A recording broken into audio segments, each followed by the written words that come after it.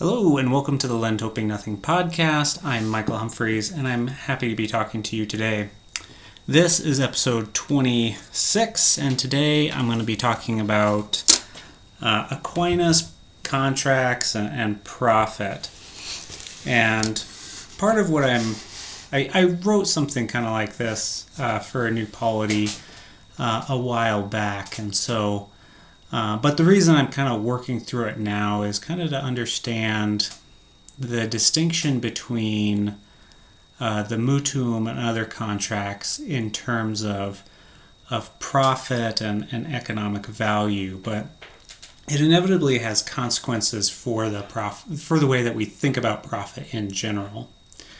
And so, yeah, I kind of wanted to walk through this, and then it has potential consequences for the way that we think about the justifications for investment and things. So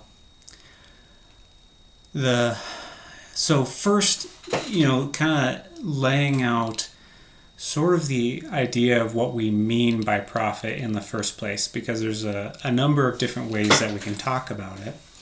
And so Aquinas discusses it throughout his works. He brings up this idea of profit, and there was a couple of different terms that he uses when talking about this, but really when he's talking about like monetary profit, it seems like the central term he uses is lucrum. And so this is also the term that other scholastics will use in actually defining usury. So lucrum ex mutuo. So profit from a mutuum. And so you see it throughout. One of the big themes you see it in is especially almsgiving. Can profit made from particular types of works be given as alms? And so he draws some distinctions there between essentially stealing or various forms of filthy or turpid profit. And so so he draws a distinction between whether the work is the problem or the profit is the problem. And so it's kind of interesting, but not the central concern here. The other kind of place where he focuses on discussing profit is in the Nicomachean Ethics, his commentary, and then his commentary on the Politics.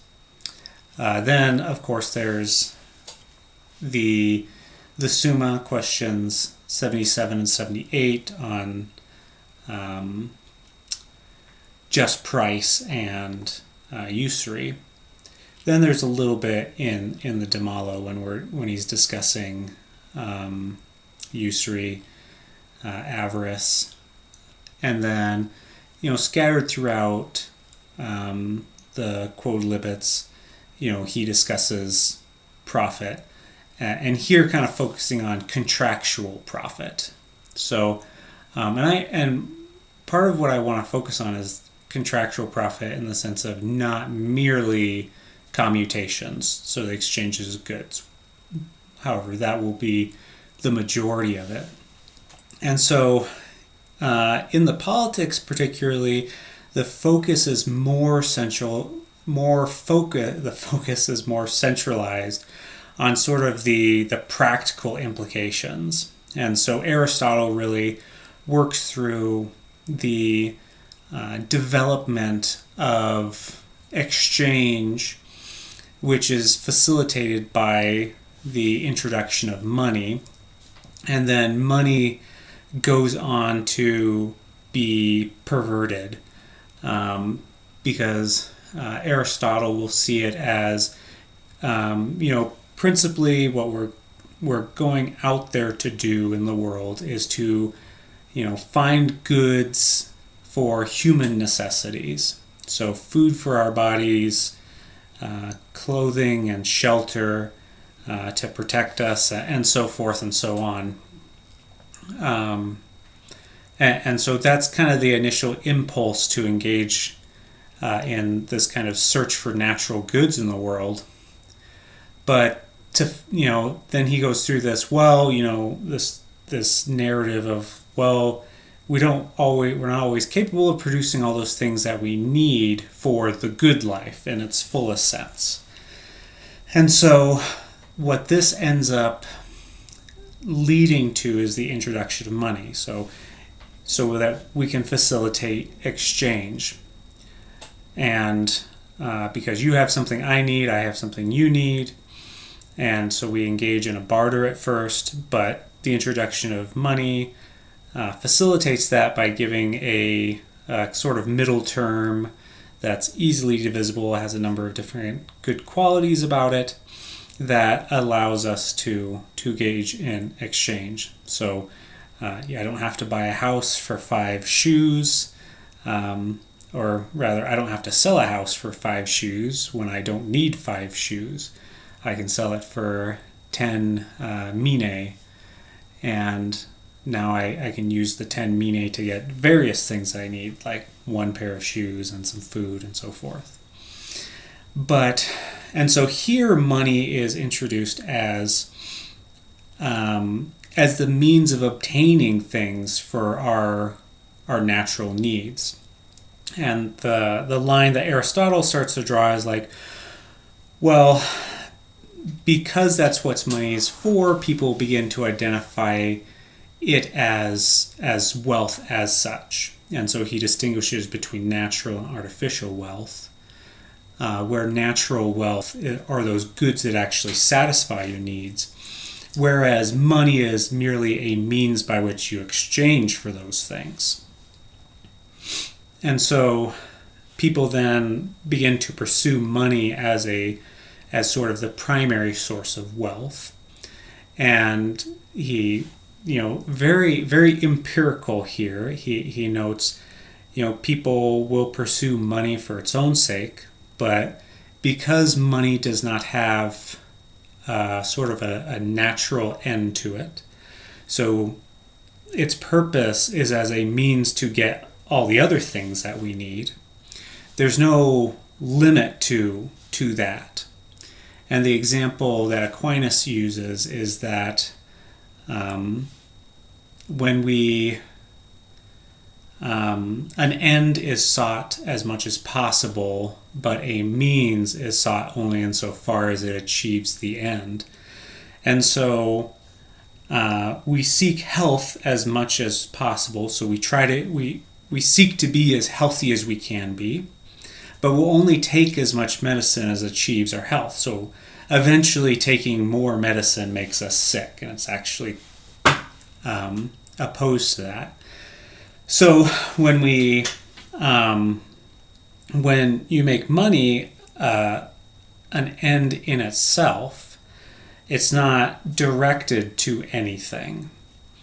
Because it's merely a means to obtain other things. And so he notes when this happens, people just use money to satisfy their own desires, and it leads to concupiscence and avarice, and also the perversion of the other virtues, where bravery is, rather than bravery being used to act boldly on the battlefield, it's now, directed towards making more profit. And so it sort of satisfies all of our base desires. It perverts the virtues, and it becomes this eroding force in society.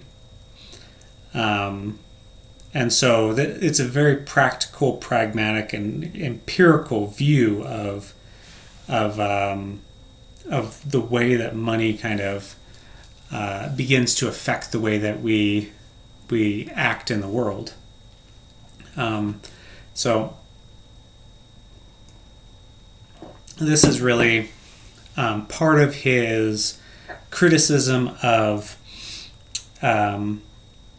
wealth acquisition, and he'll make a distinction between natural wealth acquisition and sort of this perverse artificial wealth acquisition, of which trade is a part in this secondary sense, and also usury.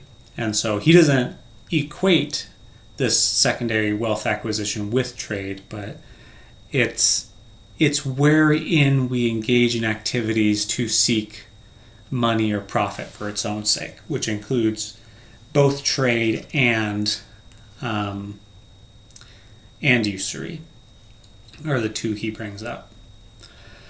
So we don't get really an idea there of the view of what profit means, but really potentially the corrosive effect that seeking profit for its own sake has on society.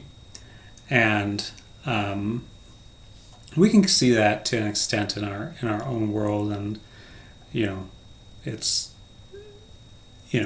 I won't belabor the point, but it is gravely damaging to the world. Now, getting to the commentary on the ethics, here we get a much more kind of theoretical approach to it, to just kind of understand what he means by profit. And so in that commentary, there's a distinction between profit and loss, and it's introduced within the context of commutations. And so each kind of, in a commutation, each person, in a just commutation, each person will receive as much as they deserve. There's an equality in the giving and taking, and so profit and loss arise as excess and defect from that equality in commutations. And so when you sell something for more than it's worth, then there is an excess of profit. When you potentially sell something for less than it's worth, there is a defect in that equality, and so that counts as a loss. And so here, what we can kind of draw out is that profit and loss in individual acts of commutations are intrinsically unjust. And so the question then becomes, how do we make a profit at all then? And so, in the simple sale, any sort of profit is unjust. But that's not how we typically talk about profit in selling. What we really are talking about is really either trade, where you're kind of the middleman, where you go buy something and then sell it, or the artisan or laborer who buys things, applies his labor and changes them, then sells it for a higher price. And so in this case, you don't have, so you can have each commutation being just in itself. There's an equality within the context of the commutation. So the trader buys at the just price, and then later or somewhere else sells at the just price. And the same is true for the artisan. So he buys the materials at the just price. He works on them, essentially changing its form to something else, and then sells that new thing at the just price. And so there's a differential in the value between those two states, and each commutation, each transaction is just in itself, though taken in the broader context, it becomes a source of profit. So what you had before you bought, and then what you had after you sold, that difference becomes your profit. And so this is really just kind of the idea of a net profit, which would be like revenue less expenses. And so it's taken within a broader perspective of those type of operations, however that works out, you can have that profit. Now, the other thing is kind of like the partnership. Oh, and Aquinas will say in the case of the laborer who changes the thing, like the profit is the reward of his labor. And so it's not exactly like why he profited, but he's identifying something there with the labor being the important component there.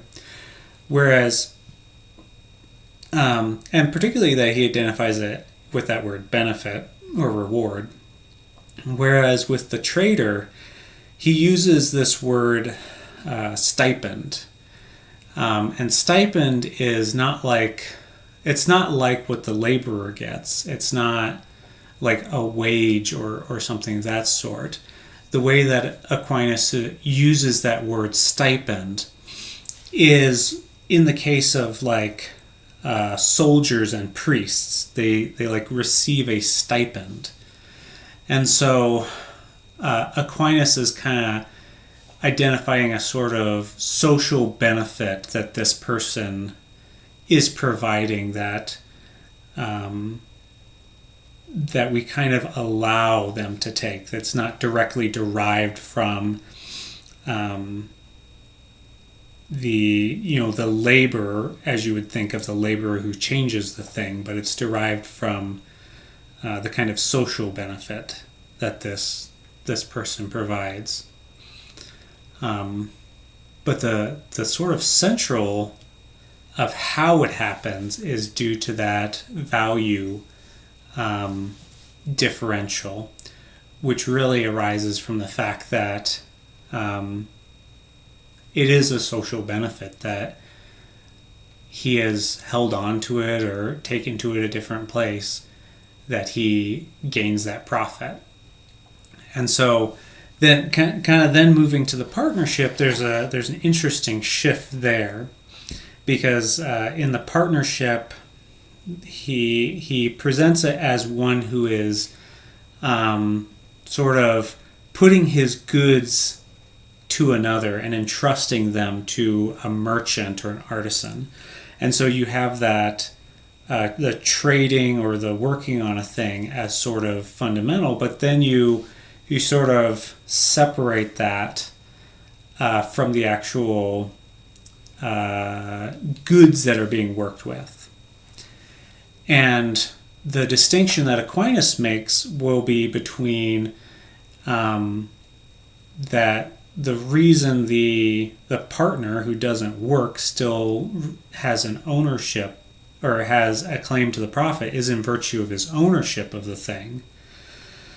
Because he retains ownership. And part of the way you can think about this is that, if I hired someone to go take my stuff and go sell it somewhere else, it's still my stuff, and he's going to go sell it. And by the mere fact that I'm not the one doing it doesn't mean that I'm not due some portion of that sale if there's a profit.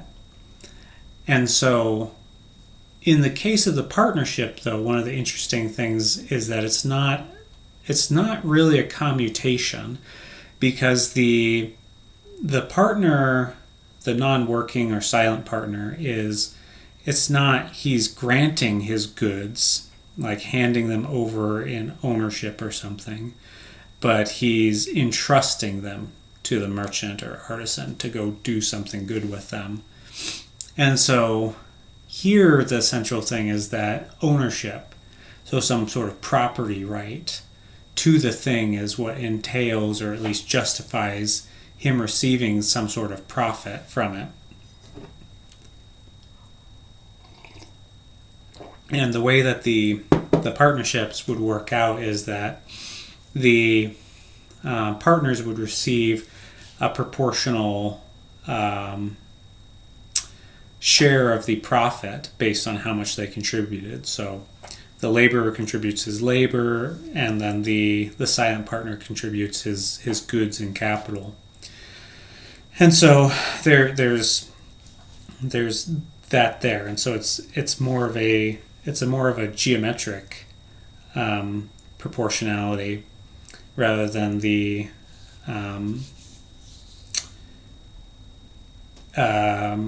arithmetic proportion, or the arithmetic equality you get from exchange of goods, like in commutations. So that's interesting in itself. The other place that Aquinas will bring this up is in the case of leases. And leases are very interesting because he doesn't actually say that the leaser profits from the lease.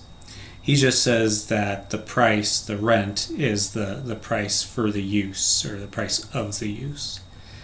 And so there's a odd sense here where the commutation taken in itself, so if you just take, granting the use of the thing and then receiving a price for that commutation has equality, and that's how it's just, and you have to take it within that equality of the value and the price. But then when you kind of zoom out from that, the profit is that at the end of the day, the leaser returns the good. So he doesn't return the use, he returns the good. And so then the leaser receives, or I guess the leasee returns the good, I should say. But at the end of the day, the leaser not only has his good, which maybe has suffered some deterioration, but he has that good, and then he has the price. Now, this apparently bothered some of the earlier scholastics, and so Alexander of Hales had proposed that, in addressing the question on usury, that, well, the goods that can be rented are rented. The price depends on the deterioration of the thing, such that it seems like what is being suggested there is that the deterioration of the thing, the loss of value from that, is equal to the price, and that's what the just price is. It's equal to the loss suffered from the use of this thing. And Aquinas just completely rejects that, as just noting that something can be rented for a day, and that some sort of rent has to be paid even for one day, even though the deterioration, the damage, whatever, is negligible. And so Aquinas rejects that, and he just sort of laconically, just says, like, yeah, the price is just, the rent is just the price of the use. And this contract is licit. Everyone agrees it's licit. And so he just sort of leaves it out that way. And so it seems like Alexander of Hales is taking the sense of commutative justice to be like, well, at the end of the day, the leaser can't have more value than he did before, which is an interesting proposition, because if you look on the other side of the equation, the leasee could just have nothing more after the transaction. He could have just paid the price and not gained anything from the use of the thing.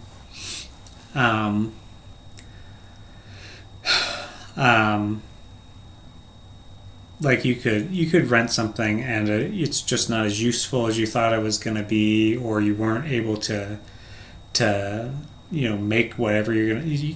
You could think of an example of like someone who leases tools and he was going to go make something, but he wasn't able to make something, or he wasn't able to make it as well, and so he's out the price of the lease, but he doesn't have have something of equal value to show for it afterwards. And so it seems that at that level is what Aquinas is going to deny. Like, we're not evaluating profit and loss at that level of sort of your total goods before and after the transaction, but only that which is actually transacted. And so that's where he's going to identify the profit and loss and the justice and injustice. And so, kind of zooming out from that, even in the singular transaction, there's this case where you can have, maybe the way to put it is kind of an accidental profit, that the commutation per se is not profitable if it's just, but but it's profitable, accidentally or per accidens. And so it's only incidentally profitable once you consider sort of the total goods of the leaser. And I find that's oftentimes what kind of bugs people about leases, is that, at the end of the day, the leaser has more stuff after leasing, whereas like the leasee maybe pouring money into this month after month after month, but once the lease is up, they walk away with nothing more, and so they've been able to use it over that time, but there's no increase in their property from it, for example. And so I think that's probably what bothers people. But still, the thing to note here is this connection to property rights. And the thing that I just read was, a couple of days ago, was that actually the thing that we see in these examples of Aquinas is that the profit, you can have profit where there's this retention of ownership throughout. So the trader and the artisan, they buy the thing and they own it until they sell it. And the partner, he retains his ownership and it has a claim to a portion of the profits. And the leaser owns the thing and grants the use of it, and he retains the ownership. And so this is part of what seems to justify these profits. Now, there's no reason to believe that it is only ownership, that it's reducible to ownership. It could be just some more limited property right. And the example of this would be something like subleasing, which I found is actually explicitly permitted in the case of Roman law. It's in the Code of Justinian, where effectively subleasing is permitted wherever it is not prohibited by agreement, which is fascinating to think about, really, that it would be explicitly set out like that. And especially in the case of the Roman world, where you could have, perpetual usufruct in some sort of land. Like, you could lease that land out even though you don't actually own it. You only have a usufruct over it. And so that's allowed in Roman law, and it apparently was used in the Middle Ages as well, to people's profit.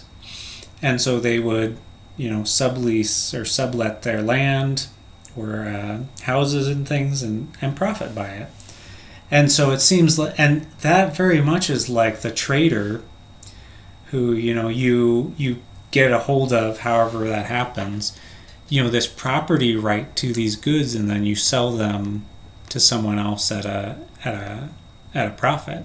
Now, Aquinas doesn't explicitly address this, and so He also doesn't explicitly reject it either. In fact, I've never heard anyone ever address it in the literature I've read. So I don't know. There's this sort of implicit assumption that leases are just licit, but the lease is something that is becoming much more interesting to me, and I need to read more about it. But so some sort of property right, and so the real distinction that comes along in the mutuum is that ownership completely goes away. Ownership passes to the borrower. The lender retains nothing. And so what this can start to entail is that he has nothing else to sort of charge for. And I think that's part of the reason why Aquinas says that usury is the price of use. Sometimes of money, but price of anything that's granted to be consumed. It's really the price of use in a mutuum. And so there's no property right that he can use to sell to someone, because he's given it all away, because the use he is given is a use that consumes the thing, and so he can't retain the ownership.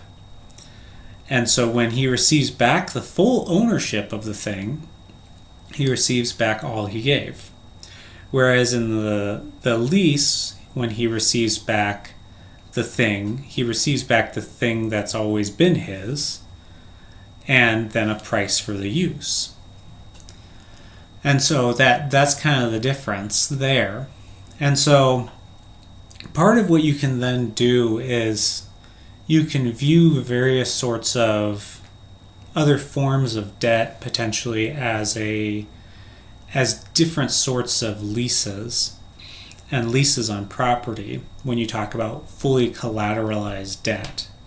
And so it's a lease on that collateral that really justifies the sort of interest in things.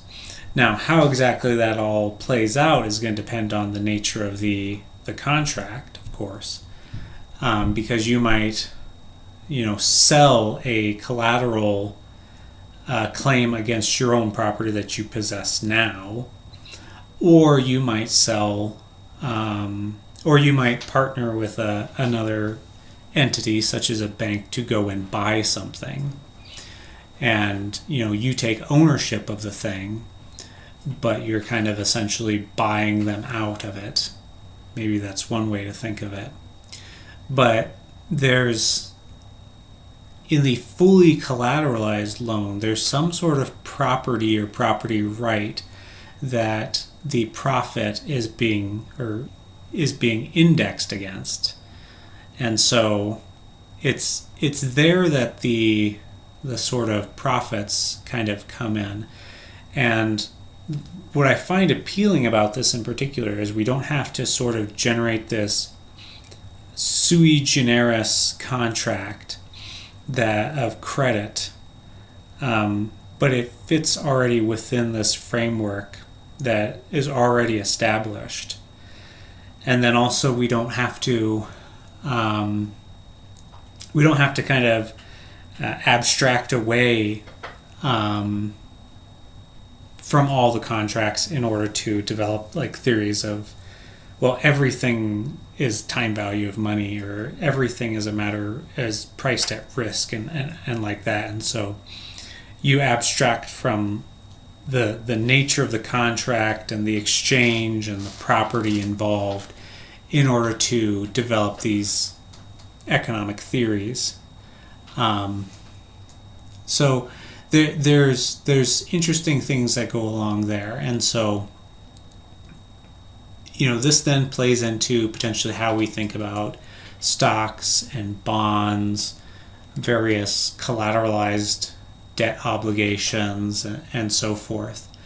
And I'm starting to think that one of the distinctions between sort of the real and the financial economy is going to be like, it seems like the financial economy is very much based on goods secured in various ways.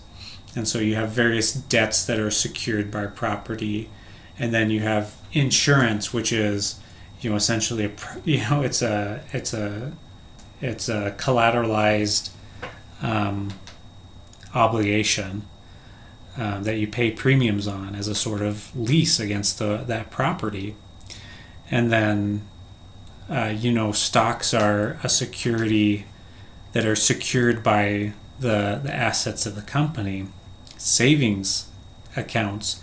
And so it seems like the level at which finance begins to arise begins at the point at which we're starting to secure things by property. So rather than using the property for something, rather than using it for maybe what's its natural sort of properties, you use it as a way of securing something else in a sort of exchange value, maybe. So, but because it's based in property, you can potentially generate or have a claim to profits, whether it's this sort of proportional claim to a profit in a partnership, or potentially profits from a lease.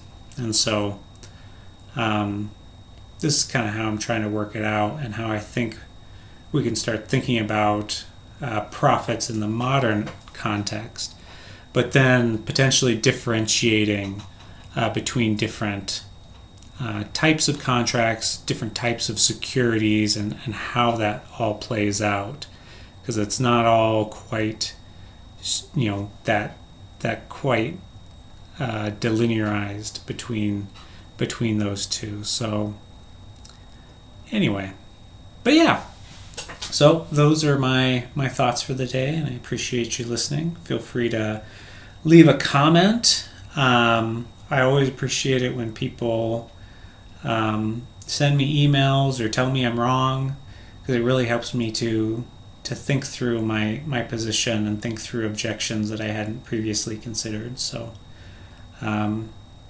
appreciate it, and hope you have a good day, and I'll see you in the next episode.